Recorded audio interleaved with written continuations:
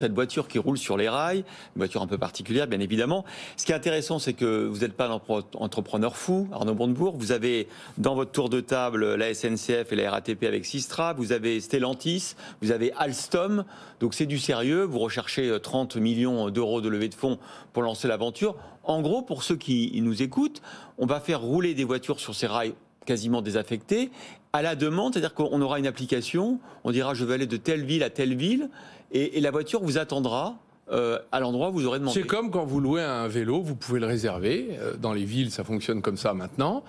Toutes les technologies que nous avons additionnées, personne n'avait eu l'idée de les mettre ensemble. Mais elles existent toutes. Les infrastructures, elles existent. Les véhicules de série chez PSA, là, c'est Stellantis, existent. Les systèmes de ticketing et de réservation existent. Oui, le contrôle commande d'une ligne, le système de navigation et de régulation de trafic, il existe. Ce sont les métros automatiques, comme ça. Mais on ne les avait pas mis ensemble dans des endroits où il y a beaucoup de monde. Je rappelle, c'est un chiffre du Premier ministre, de la Première ministre, qui avait dit il y a 25% de personnes qui refusent un travail parce qu'il n'y a pas d'offre de transport à proximité. Les gens, dans les régions rurales, où on a fermé les lignes pendant des années, mettent de l'essence à leurs frais dans le véhicule, alors que dans les régions métropolitaines, vous avez des services de transport. Je rappelle qu'on a mis de 50 milliards sur le Grand Paris pour 12 à 15 millions de personnes, de franciliens, mais là, c'est 10 millions de personnes.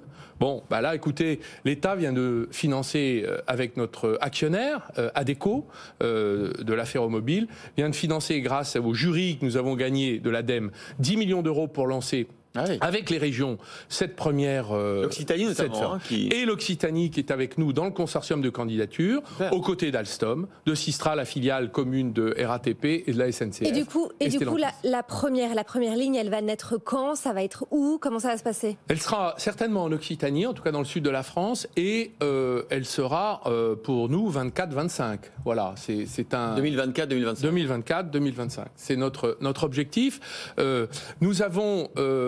évidemment, des questions de sécurité qui se posent.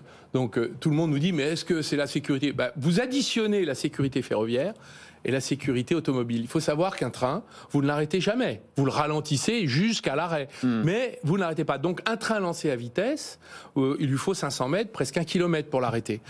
Un véhicule sur pneu automobile, il s'arrête en 30 mètres. Donc vous avez des éléments de sécurité issus de l'automobile qui améliorent le service sur le plan sécuritaire. Donc on sait gérer les obstacles sur la voie, le sanglier, le chevreuil, le passage à niveau qui dysfonctionne avec le risque d'un drame.